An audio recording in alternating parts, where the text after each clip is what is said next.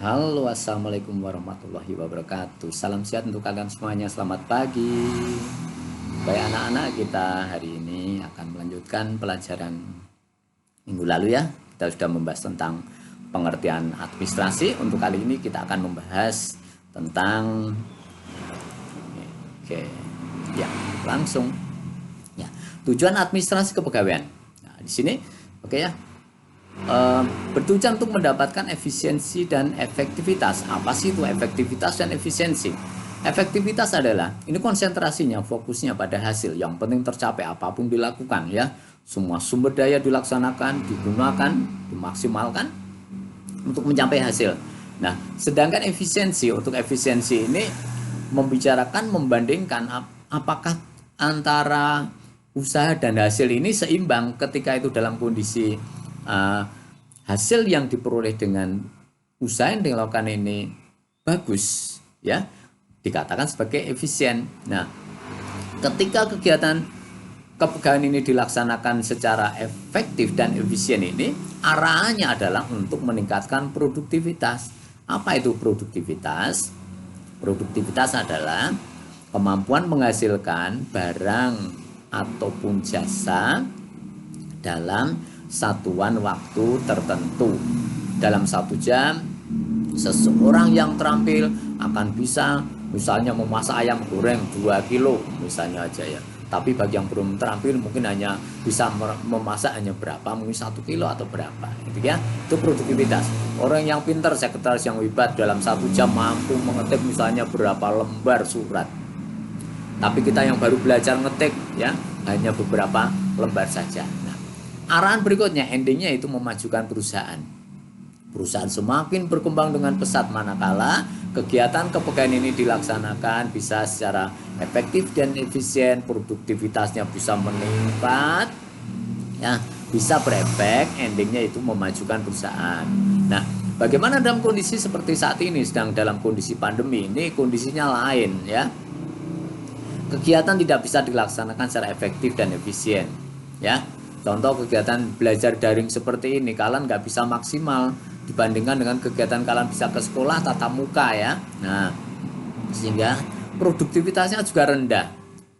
Ya, hasil yang dicapai endingnya ini, sekolah ini pun perkembangannya ya relatif stagnan, pelan itu ya, naiknya pelan sekali.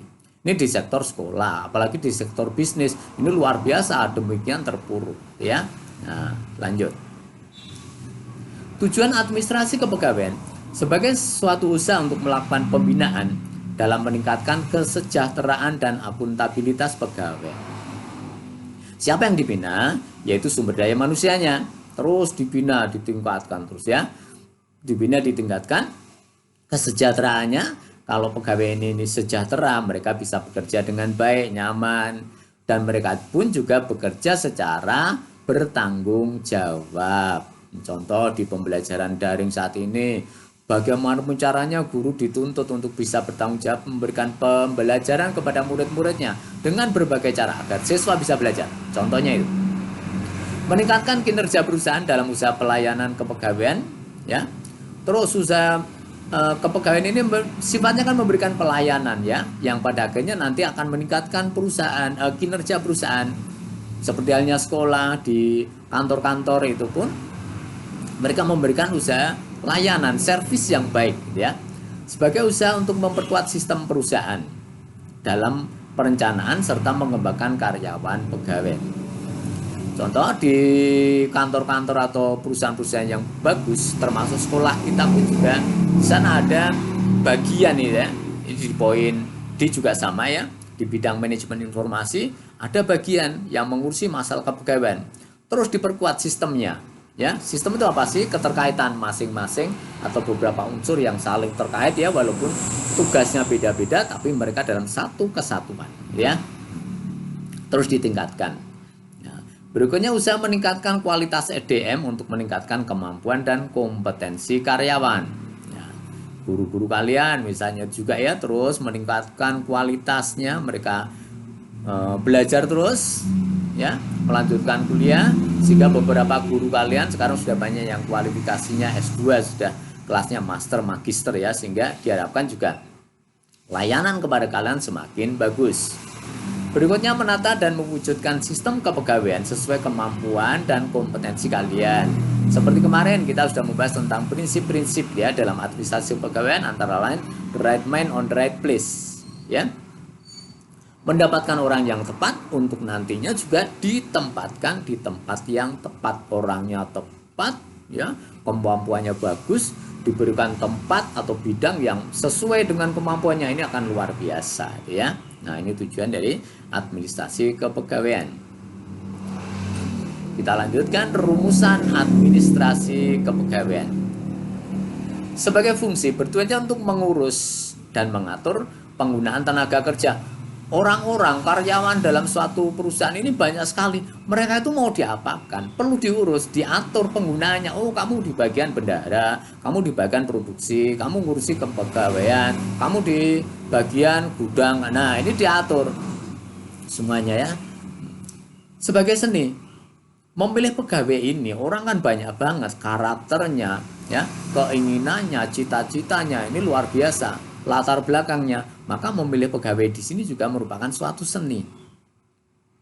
Mendapatkan orang yang untuk nanti jadi pramugari, yang kayak apa ya? Oh, yang cantik, yang tinggi dan sebagainya.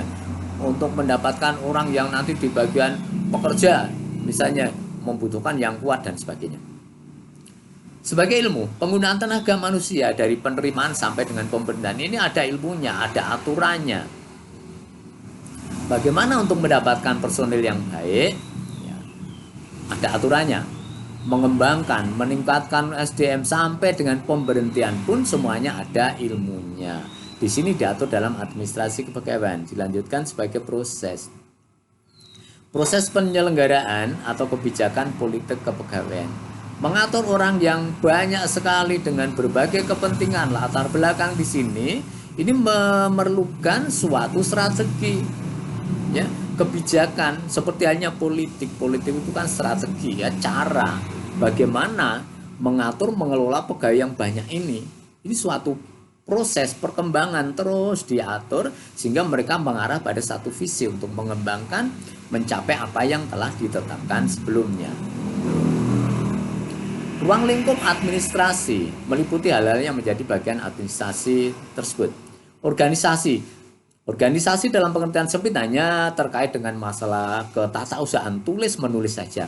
Namun dalam pengertian yang luas, organisasi ini meliputi pemenang, tugas, tanggung jawab, ya, pembagian tugas diatur secara selaras, gitu ya. Semua yang terkait itu diatur dalam organisasi. Berikutnya kepemimpinan, memberikan arahan dalam kegiatan mencapai tujuan, memberikan dorongan motivasi kepada bawahan, ya, disupport dengan baik. Di sekolah misalnya di sini ada kepala sekolahnya, ya, di perusahaan ada direkturnya, ada manajernya, ini yang terkait.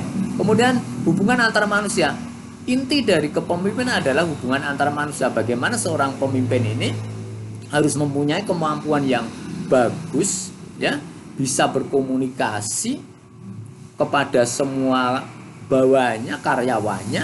Dikatakan sebagai administrasi merupakan urat nadi yang mungkin orang-orang yang bekerja bersama ini tahu apa yang diinginkan oleh masing-masing pihak.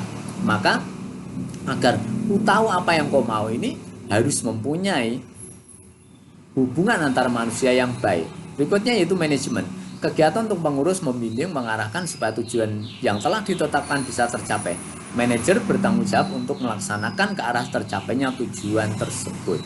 Nah, dukung ada organisasinya bagus, kepemimpinannya ada, hubungan antar manusia ini bagus, manajemennya bagus, dipimpin oleh manajer yang bagus, pemimpin yang bagus, maka perusahaan ini, lembaga ini akan bisa berkembang dengan baik. Oke, gitu ya. Oke, pertemuan kali ini kita cukupkan. Ini nggak banyak-banyak biar kalian nggak bosan, nikmati saja ya pembelajaran. Tetap jaga kondisi, kalian tetap jaga semangat, sehat. Oke, terima kasih. Assalamualaikum warahmatullahi wabarakatuh.